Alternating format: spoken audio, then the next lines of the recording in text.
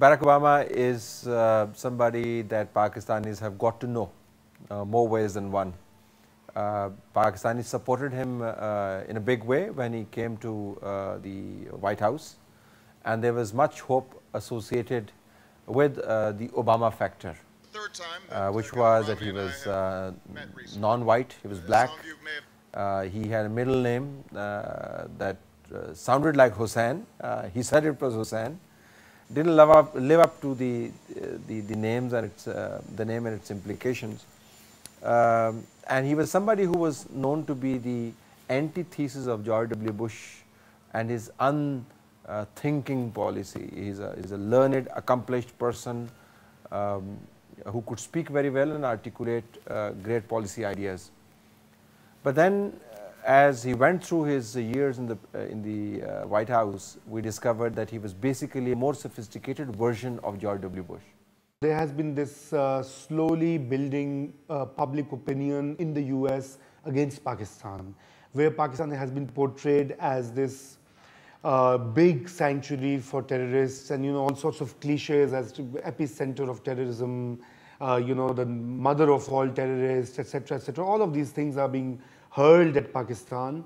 So I think that has to do also with the fact that this is the year of election, and for the Democrats to show any sort of flexibility or a bit of weakness on the issue of Pakistan and Afghanistan, which they lump as AFPAC, was going to go against their ratings.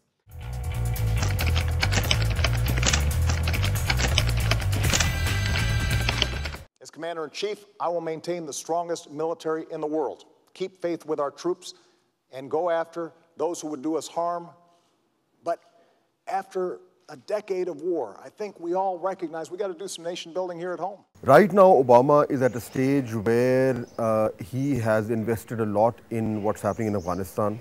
He's invested a lot of political capital in saying that he's taken on Al-Qaeda very strongly.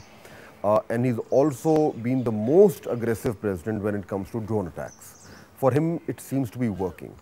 So obviously it's not working for us, but for him, he can say that he has taken the war to Al-Qaeda. If he is elected, I do believe that he will continue with this sort of policies, because in the next year and a half, 2 years, Americans are going to withdraw from Afghanistan. And this critical juncture is going to fall in his second term. So I don't think we are going to see a lot of change as far as Pakistan is concerned, but I think he will try and manage the relationship in a much more sophisticated manner. No, life under Obama for another term isn't going to be different, except that there are projects that he needs to complete. I think that is where countries like Pakistan can reasonably hope that his next term can conclude at least some of the issues that have been hanging fire. I think it's the familiarity factor. It's the thing or the policy that you know better than the thing or the policy that you don't know.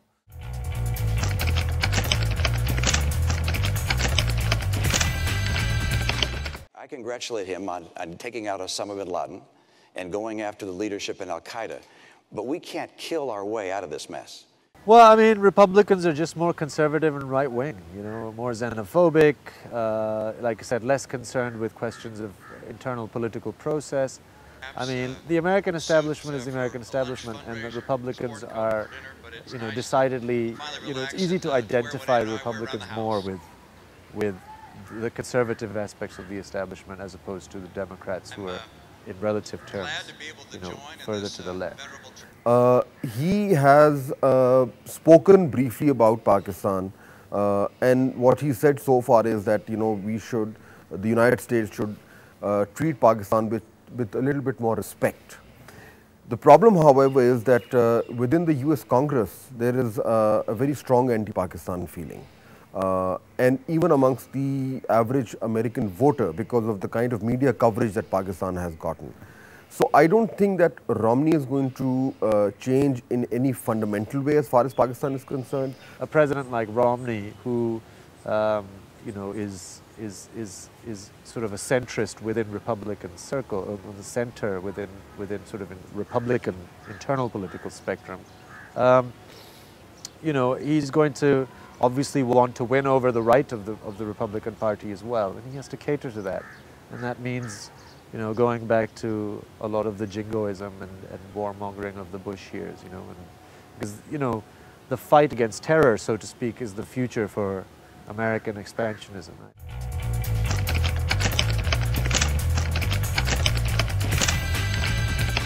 Obama is a problem that Pakistan knows.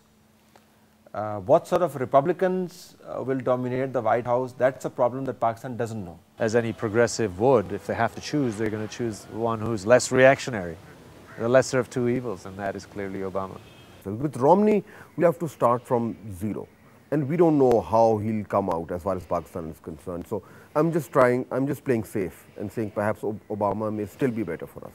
The potential of engaging with Obama is much more than the potential of an unknown character at the White House represented by the Republicans. So I would say that while he would represent continuation of the old policies, but circumstances would change and Pakistan will find it easier to deal with him.